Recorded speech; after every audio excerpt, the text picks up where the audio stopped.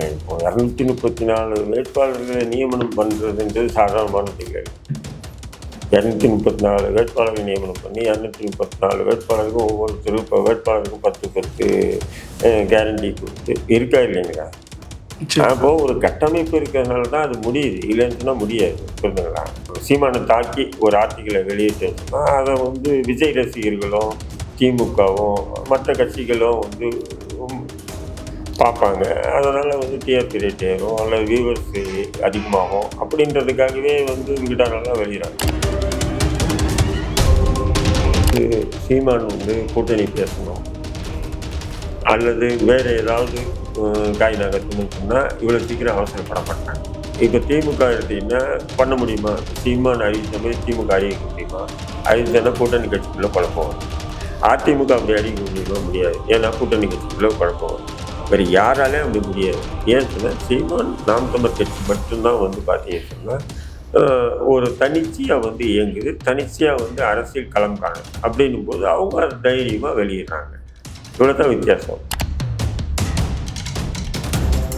எந்த வேட்பாளர் என்ன அப்படின்றது பார்க்குறாங்க. அவங்க பாட்டுக்கு அறிவிச்சாமல் செயல்படுங்க, இறங்கி வேலை செய்யுங்க, வேலை செஞ்சு வாக்குகளை நீங்கள் பெறறதுக்கு உண்டான முயற்சிகளை எடுங்கன்னு அவங்களுக்கு அந்த வாய்ப்பை கொடுக்குறாரு ஒவ்வொரு வேட்பாளருக்கும். அப்போ அந்த வேட்பாளர் அந்த களத்தில் அவர் வெற்றி தோல்வி ரெண்டாவது. அங்கே இருக்கக்கூடிய அதிமுக கூட்டணியோ அல்லது திமுக கூட்டணியோ அல்லது அங்கே இருக்கக்கூடிய சமூக செயற்பாட்டாளர்களோ ஊடகங்களோ யார் இவன் தான் நாம் தமிழ் கட்சி வேட்பாளர் அப்படின்றது அறிமுகமாகறானா இல்லை. அங்கே சில பல பேர் மக்களுக்கிட்ட யார் நாம் தமிழ் கட்சி வேட்பாளர், யார் நாம் தமிழ் கட்சி வேட்பாளர். அப்போ அதுதான் ஒரு அரசியல். இப்போ சீமான் இன்னைக்கு பேசு பொருளாக இருக்க அவர் எது பேசினாலும் பெரிய விவாதம் ஆகும். நீ தமிழ்நாட்டில் மிகப்பெரிய சினிமா பின்புலமோ அரசியல் பின்புலமோ இன்றி ஒரு தமிழ்தேசிய சித்தாந்த பின்புலத்தோடு இன்னைக்கு அரசியல் களம் காண்ற சீமானுடைய விஷயங்கள் எது பேசினாலும் விவாதமாக்கப்படுது. அப்போ என்ன அர்த்தம்?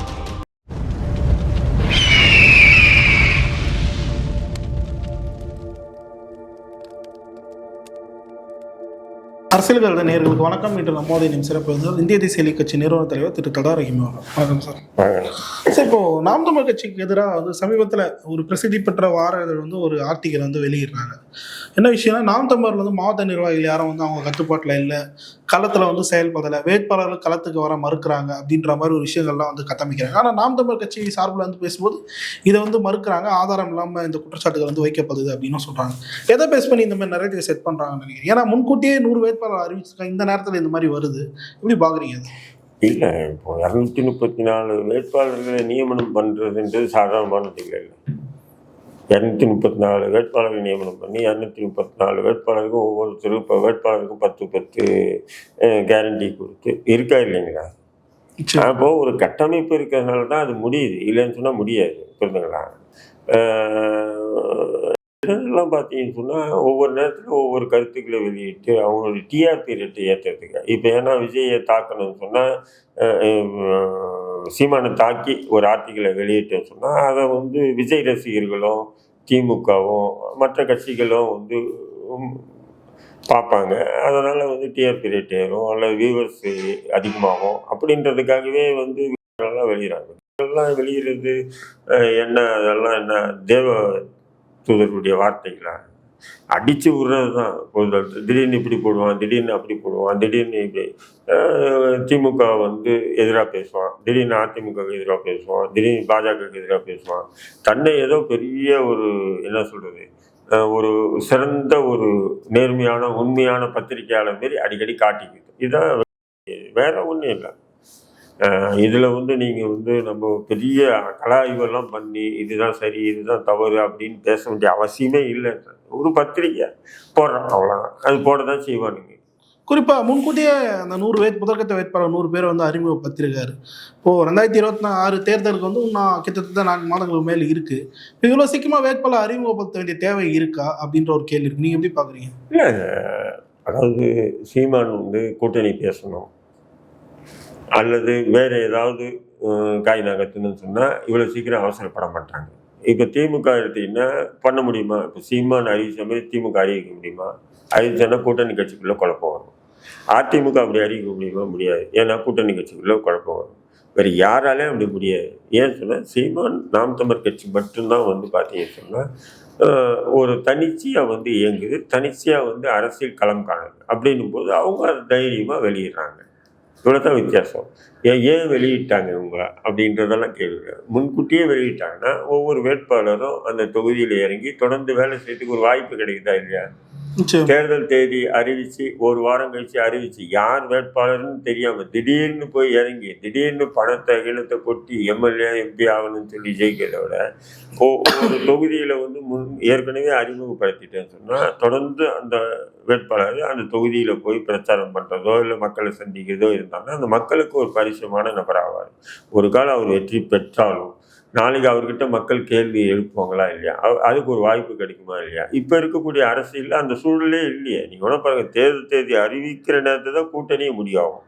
கூட்டணி முடிவான பிறகு தான் வந்து தொகுதிகள் பங்கீடே நடக்கும். கூட்டணி கட்சிகள் கூட தொகுதி பங்கிட்டு அதன் பிறகு தான் வந்து வேட்பாளரே அறிவிப்பாங்க ஒவ்வொரு கட்சி. இப்போ வேட்பாளர் அறிவித்து ஒரு வாரத்துக்குள்ளே தேர்தல் வந்துடும்.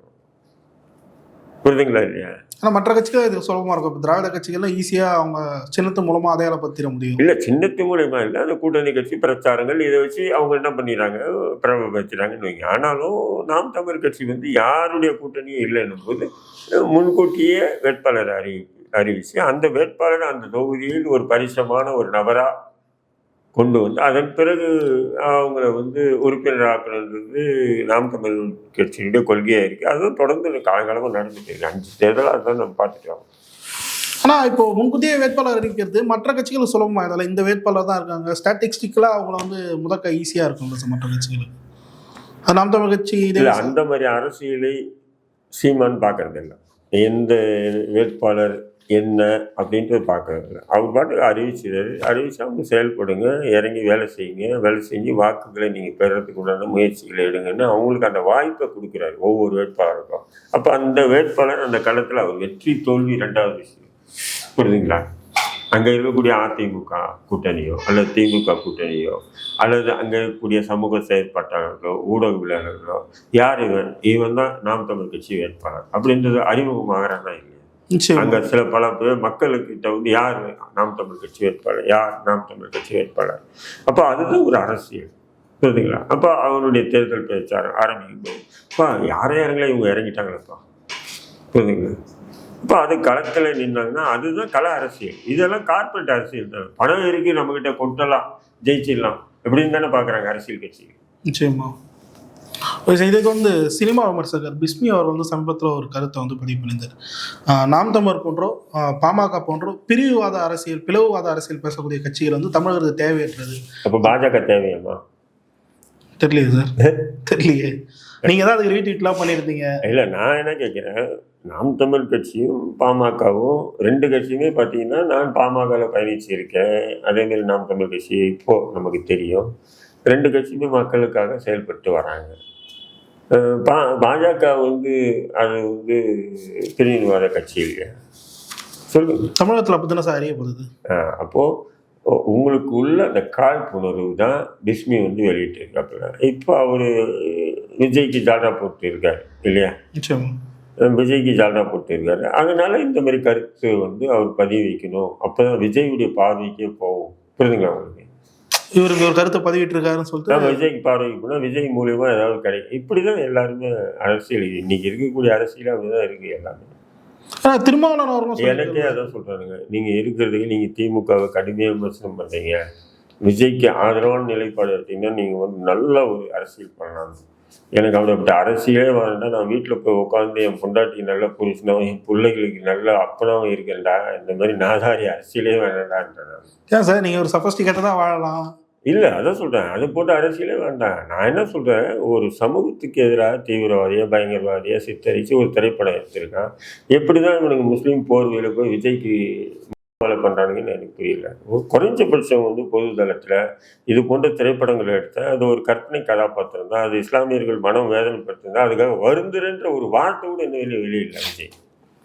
அப்படி இருக்கும்போது முஸ்லீம் போர்வையில் தொப்பி தாடி வச்சுக்கிட்டு இந்த புர்கா ஹிஜாபை போட்டுட்டு சில நாதாரிங்க அந்த விஜயை ஆதரிக்கிட்டு செருப்பால் அடிக்கணும்னு தோணுது எனக்கு. ஏன் சார் இவ்வளோ இல்லை கோபம் இல்லை, அப்போது உங்களுக்கு அந்த சமூக பற்றே இல்லாமல் இருக்கீங்களா? ஏண்டா என்னடா சொன்னாங்க, நம்மளை தான்டா சொன்னாங்க தீவிரவாதி பயங்கரவாதி சமூக விரோதின்னு. அப்போ அது போன்ற ஒருத்தன் தலைவர் கட்சி ஆரம்பிச்சிருக்கான், நமக்கு ஏதோ முழு முக்கியத்துவம் கிடைக்கும், நமக்கு எதுனா ஒரு முன்னிலை படுத்தப்படுவோம் அப்படின்றதுக்காக ஒருத்தன் போறான்னு சொன்னால் அவனால ஒரு ஐயோக்கு போயிருக்காங்க. பிஜேபியில் இந்த வேலூர் இந்த பாயாசி மாரி தான் இவனுங்களை நான் பார்க்குறேன். நான் குறைஞ்சபட்ச அறிவு இருக்கணுமா இல்லையா? ஒரு திரைப்படங்களை எவ்வளோ நாதாரி கருத்துக்களை வெளியிட்டு அதன் மூலிமா இந்த சமூகம் எதிர்கொண்டு இருக்கக்கூடிய பிரச்சனைகள் என்னென்ன கொஞ்சம் நினைச்சுமா? இப்போ இன்னைக்கு வந்து திருப்பரங்குன்ற விஷயத்துல வாயே திறக்கலையா, பேசியிருக்கணும் இல்லையா? இப்போ நீ திருப்பரங்குன்ற விஷயத்துல வந்து எச்ராஜ் அங்கே நின்று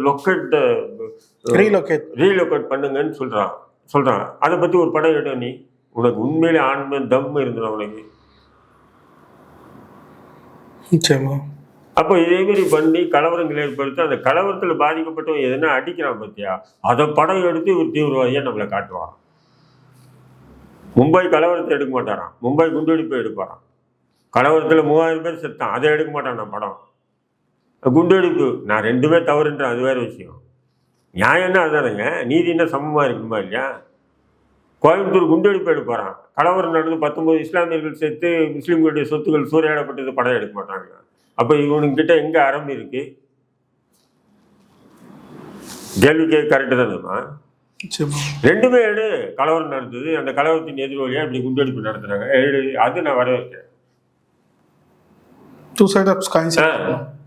இன்னைக்கு திருப்பரங்குன்ற விஷயத்துல ஏன் பொத்தி விட்டு உட்காந்துருக்கேன், நவதுபாரத்தையும் அடைச்சிட்டு உட்காந்துருக்கேன். கோர்ட்ல கேஸ் இருக்குல்ல. RSS பண்ற தவறுன்னு சொல்லி நீதான் தைரியமான ஆளாச்சே. ஒன்றிய அரசையும் எதிர்ப்பேன் நான். யாரு? மோடி, மிஸ்டர் மோடி உன்னே எதிர்க்க சொல்றதுல எதிரு. திருப்பரங்குன்ற விஷயத்தில் காலங்காலமாக நடந்துட்டு வரக்கூடிய நடைமுறையை பின்பற்றாமல் பாசிச பாஜக வந்து கலவரம் மூலியமா ஆட்சி அதிகாரத்தை பிடிக்கணும்னு நினைக்குதுன்னு பேசுறதுக்கு ஆண்மை இருக்கா? அதன் பிறகு போய் அவனுக்கு போய் ஒரு 4 தாடி தொப்பி வச்சுக்கிட்டு இல்லை சில முஸ்லீம் என்ற போர்வையில் முட்டு கொடுக்குறான்னா அவனெல்லாம் என்ன சொல்றது? சொல்லு சரண்.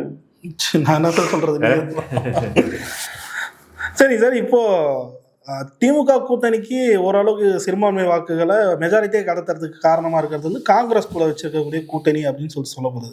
இப்போ காங்கிரஸ் வந்து நெகோஷியேட் பண்ணுறாங்க, அவங்க ஒரு அமைப்பு போட்டிருக்காங்க கூட்டணி பேச்சுவார்த்தைக்கான அமைப்புன்னு சொல்லிட்டு. ஆனால் அது திமுக கூட மட்டும் இல்லை அப்படின்ற மாதிரி ஒரு செய்தி எல்லாம் வெளியாகுது. இல்லை அதெல்லாம் சும்மா சார். நீங்கள் வந்து ஏதோ சோசியல் மீடியாவில் உட்காந்து சில பேர் வியூவர்ஸுக்கு அதிகமாக பார்க்கணுன்றதுக்காக டிவிக்கு காங்கிரஸ் கூட்டணி பேசுது. 60 சீட்ல கேட்டிருக்காங்க பாருங்க. ஏன் சொன்னா காங்கிரஸ் வந்து அப்படி வந்து ஒரு பல பிரச்சனையில் இறங்க மாட்டான். விஜய்க்கு இவ்வளவு ஓட் பேங்க் இருக்குன்னு சொன்னா அப்போனா இறங்குவான், ப்ரூவனா இறங்குவான். அதுக்கு முன்னாடி எல்லாம் இறங்கி பல பரிசு சோதனை இறங்க மாட்டான். இருக்கா இல்லையா? ஏன்னா திமுகவில் வந்து பார்த்தீங்கன்னா ஒரு 30 MP இருக்காங்களா இல்லையா? 9 எம்பிகள்லாம் இருக்காங்க. அப்போ அவங்களுக்கு காங்கிரஸுக்கு வந்து ஒரு எதிர்கட்சியா இருக்காங்கன்னும் போது அவங்களுக்கு இதெல்லாம் அவங்களுக்கு ஒரு பலம். அதை விட்டுட்டு திமுக கூட்டணி விட்டு விஜய் கூட போவான்னு சொல்லிட்டு சில பேர் ஒரு விதமான நெரேட்டிவை செட் பண்றாங்க. அதெல்லாம் காங்கிரஸ் அவ்வளோலாம் அவங்களுக்கு தைரியம்லாம் இல்லை. ஆனா சார் அவங்க தலைவர்களையே இழிவுபடுத்தக்கூடிய சில விஷயங்கள்லாம் நடக்குது. காமராஜர் அவர்களை வந்து இழிவுபடுத்தாரு, 2வது முறை இழிவுபடுத்திருக்காங்க. இந்த மாதிரி விஷயம்லாம் நடக்கும்போது பொறுத்து இருப்பாங்க நினைக்கிறீங்களா? இந்த முக்தார் பேசுறது அதுக்கு முன்னாடி வந்து இவரு திருச்சி சிவா பேசுறது. நான் என்ன சொல்றேன், உண்மையில காங்கிரஸ் சரியில்லை. காங்கிரஸ் என்னைக்கு வந்து காமராஜர் தலைமையில் தூக்கி சொல்லுங்க அரசியலுக்காக பயன்படுத்துறானுங்க அவங்க காங்கிரஸ். ஆமா, உண்மையான ஆத்மார்த்தமா வந்து காங்கிரஸ் வந்து இந்நேரம் வந்து உக்காம மொக்கார அடிச்சு ஓட விட்டு வெட்டி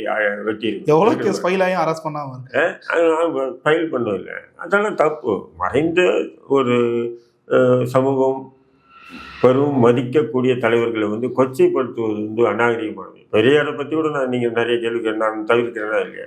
கலைஞரை பற்றி கூட நான் தவிர்க்கிறேன். நிறைய விமர்சனங்கள் இருக்குது, இருந்தாலும் நான் தவிர்க்கிறோமா இல்லையா?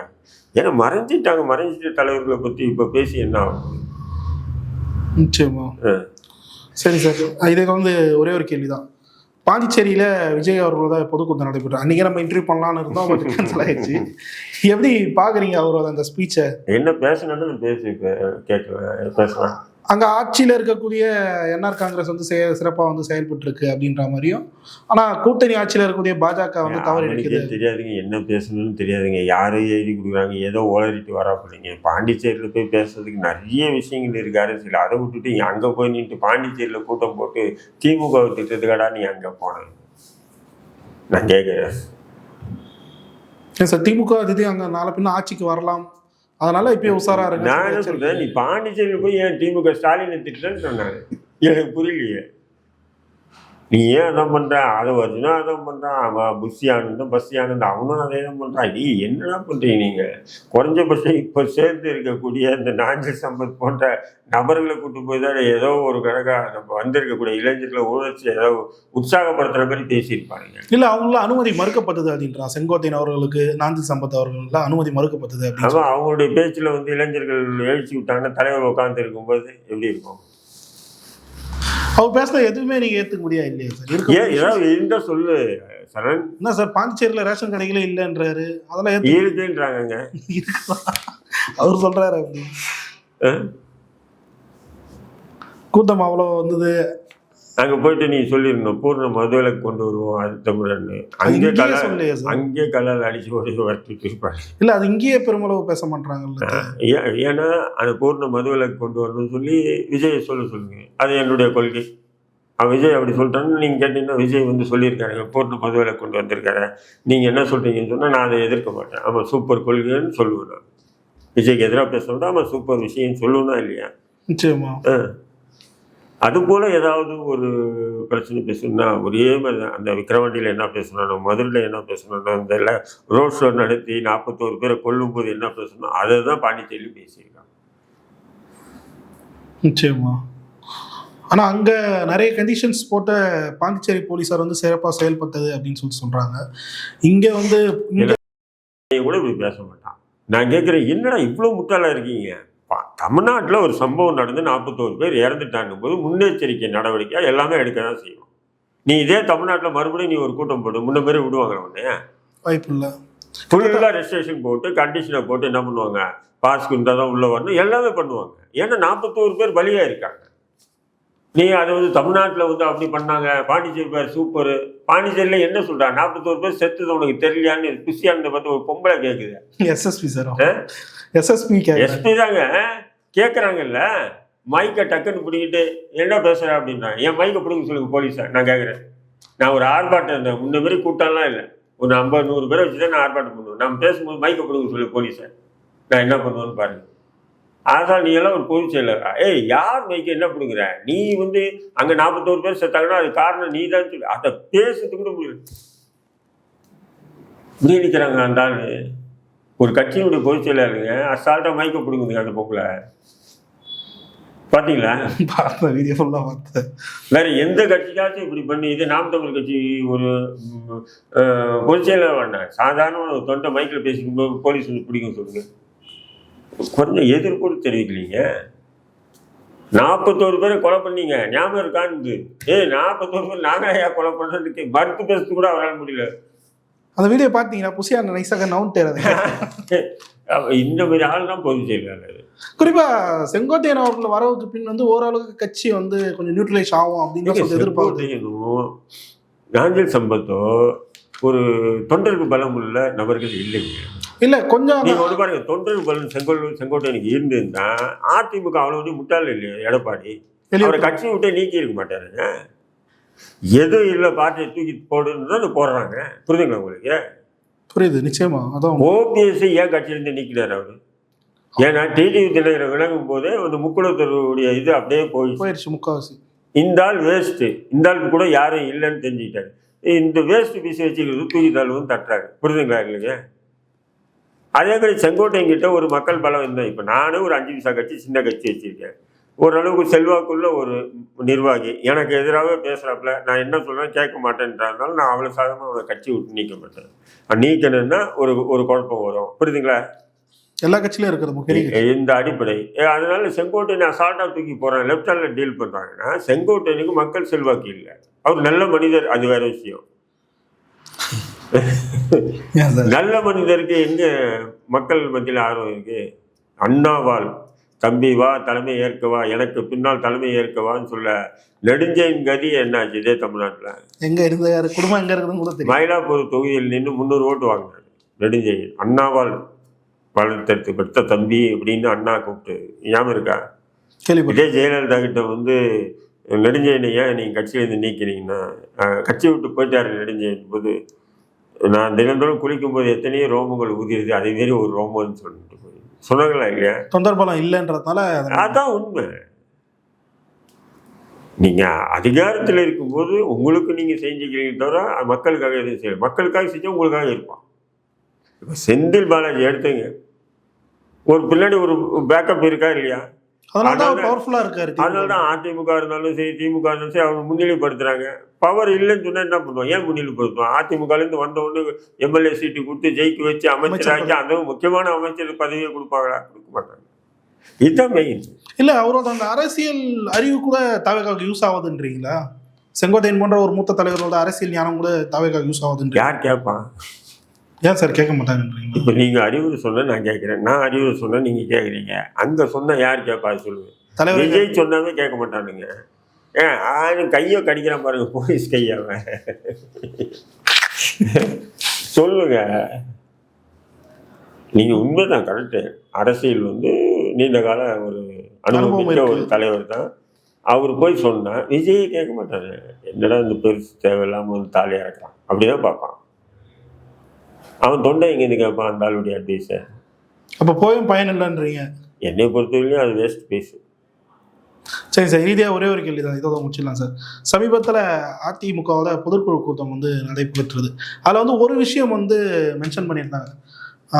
தலைமை வந்து எடப்பாடி அவர்கள் கட்டுப்பாட்டில் இருக்கும்னு சொல்லிட்டோம். பாஜக கூட யாருன்னா கூட்டணி வரனாலும் அவங்க கூட வந்து அதிமுக தான் பேச்சுவார்த்தை நடத்தும் அப்படின்ற ஒரு விஷயத்த வந்து மென்ஷன் பண்ணியிருக்காரு. டிடிவி ஓபிஎஸ் போன்ற வரவர்களை வந்து தடுக்கிறதுக்காக இப்படி பண்றாரா அப்படின்ற ஒரு கேள்வி. ஆரம்பத்திலேருந்து அந்த இதில் கரெக்டாக என்டிஏக்கு தமிழ்நாட்டில் நாங்கள் தான் தலைமைன்னு சொல்லிட்டு இருக்காங்க. தலைமை மீண்டும் மீண்டும் ப்ரூவ் பண்றாரோ? இல்ல அதுதானே. அதாவது இல்ல சார், ஏன் கேட்கறேன்னா ஒரு பேச்சு இருந்தது பாஜக கட்டுப்பாட்டுல வந்து அதிமுக இருக்கு, அதை உடைக்கிறதுக்கு பொதுக்குழு மூலியமா நம்ம தான் தீர்மானம் நிறைவேற்றி தீர்மானத்தை வந்து உறுதிப்படுத்துறாங்க, வேற ஒன்றும் இல்லை. இதே நான் நேசத்துக்குரிய என் அன்புக்குரிய அண்ணன் கொளத்தூர் மணி கூட இப்போ சமீபத்தில் ஒரு வீடியோ பேசுறாரு. குரானில் வந்து காபிர்களை கண்டவுடன் வெட்டுங்கன்னு சொல்லியிருக்கு. அந்த குரான் வசனம் இருக்கு வெட்டுங்கள் அப்படின்னு. ஆனால் அது மணியண்ணன் சொல்கிற மாதிரி அர்த்தம் இல்லை. அது ஒரு அரசு பகுதி. அப்போ அந்த பகுதியில் வந்து அன்னைக்கு அவங்க தான் இருந்தாங்க. அவங்க வந்து இவங்களை தாக்க வராங்க, அவங்கள வெட்டுங்கன்னு சொல்கிறது தான். இன்னைக்கு வெட்டுங்கன்னு சொன்னால் இன்னைக்கு எல்லாரும் கத்தி தூக்கிட்டு வரம் வரணும் வெட்டணுமா இல்லையா? புரியுதுங்களா இல்லையா? அப்போது அந்த ஒவ்வொரு வசனமும் இறங்கப்பட்டதோ அதனுடைய பின்னணியோ ஹதீதுகள் மூலிமா அறிஞ்ச அறிஞர்கிட்ட கேட்டு அண்ணன் மணியண்ணன் தெரிஞ்சுக்கணுமே தவிர ஏதோ மேலே போக்கம் வந்து ஆர்எஸ்எஸ் எதிர்க்கிறோம், பிஜேபி எதிர்க்கிறோம், நாங்கள் பாருங்கள் முஸ்லீம்களையும் எதிர்க்கிறோம் அப்படின்னு சொல்லி எதிர்த்தாருன்னா அது எந்த விதமான அரசியல்? அது சொல்லுங்க. நிச்சயமா எதிரான அரசியல் தான். அப்போ அந்த மாதிரி விஷயங்கள் நிறைய திராவிட இயக்க தோழர்களும் செய்கிறாங்களா இல்லையா? அல்லாவுக்கு என்ன 786 ஃபோன் நம்பரா, அல்லாவுக்கு பேசுகிற ஃபோன் நம்பரா சூழலம்பர்கள் பண்ணாங்களா இல்லையா? நமக்கு 786ன்றது அது ஒரு புனிதமாவோ ஏதோ இல்லை, எதுவுமே கருதுல. சில பேர் அந்த பிஸ்மில்லா ரஹ்மான் நிறையும் மீனிங்கே கிடையாது சார், மீனிங்கே இல்லை. பிஸ்மில்லா ரஹ்மான் நிறையும் இருக்கலாம். அந்த எழுத்துக்களை எண்ணி அரபிய எழுத்துக்களை எண்ணி 7, 8, 6ன்னு போட்டுக்கிறாங்க. அது ஒரு காலத்தில் போடப்பட்டது. அதன் பிறகு இன்னைக்கு தெளிவடைஞ்ச இளைஞர்கள் யாருமே நீங்கள் நானும் இப்போ நீங்கள் இப்போ ஒரு பதிவு போட்டால் 786 போட்டால் போடுறாங்க. அதையே வச்சு நக்கல் அடிச்சவங்க என்னன்னா, அதாவது நாங்கள் இந்துத்துவாவும் தாக்குறோம், பதிலுக்கு நான் முஸ்லீமும் தாக்குறோம் பாருங்க அப்படின்னு காட்டுறதுக்காக ஏதோ தேடி கண்டுபிடிச்சாலும் தாக்குறோம். இல்லை திராவிட இயக்கங்கள் அந்த தேவையா வருதுன்னு நினைக்கிறீங்க? திராவிட இயக்கங்கள் அதை கையில் எடுக்க வேண்டிய தேவையா வருது? இல்லை, அவங்களுக்கு கேள்வி வருது. இல்லை நீங்களும் இந்துக்களை தான் தாக்குவீங்களா, இந்து கடவுளுக்கு தான் தாக்குவீங்களா அப்படின்னு சொல்லி கேள்வி வரும்போது, இல்லை நான் பாருங்க முஸ்லீமும் தாக்குறேன் பாருங்க அப்படின்னு காட்டுறதுக்காகவே தாக்குறது, வேற ஒன்றும் இல்லை. நிச்சயமா அப்படி இருந்தால் அந்த திருப்பரங்குன்ற இஷ்யூ எவ்வளோ பெருசாக இருக்காதுன்னு இல்லை. திருப்பரங்குன்ற விஷயமே பார்த்தீங்கன்னா கடந்த 100 ஆண்டுகளாக இல்லை. அந்த எங்கேயே ஏற்றிட்டு இருந்தாங்க. இப்போ புதுசாக கலப்புறாங்க. அதுக்கு காரணம் வந்து திமுகவுடைய அலட்சிய போக்கு தான். இதுக்கு முன்னாடி கூட வந்து 2014 கடைசியாக ஜெயலலிதா இருக்கும்போது கூட வழக்கு போட்டாங்க. வழக்கில் வந்து திமுக அரசு தரப்பில் வந்து சரியான வாதம் முன் வச்சு ஸ்டே வாங்கிட்டாங்க. அதெல்லாம் பண்ண முடியாது அப்படின்ட்டாங்க. ஆனால் இன்னைக்கு அரசு எந்த விதமான வாதங்களை முன் வச்சதுன்றது தான் நம்ம கேள்வி. இஸ்லாமியர்கள் பாதுகாவலர்னு சொல்லிது. என்ன பாதுகாப்பு? அப்போ அதிமுக ஆட்சியில் முஸ்லீம் எல்லாம் செத்தா போயிட்டான். இல்லை சொல்லி அதை கிளைம் பண்ணுறவங்க இப்படி இருக்காங்கன்றான். அதை கிளைம் பண்ண தான் செய்வாங்க. ஏன்னா திமுக ஆதரவான ஒரு சொம்பு தூக்குறதுக்கு நிறைய பேர் இருக்கானுங்க. புரியுதுங்களா? நிச்சயமா. தூக்கிட்டு தான் இருப்பாங்க. ஓகே சார், பல்லர் கேள்வி தெளிவாக இருந்துச்சு. நேரத்திற்கு நன்றி.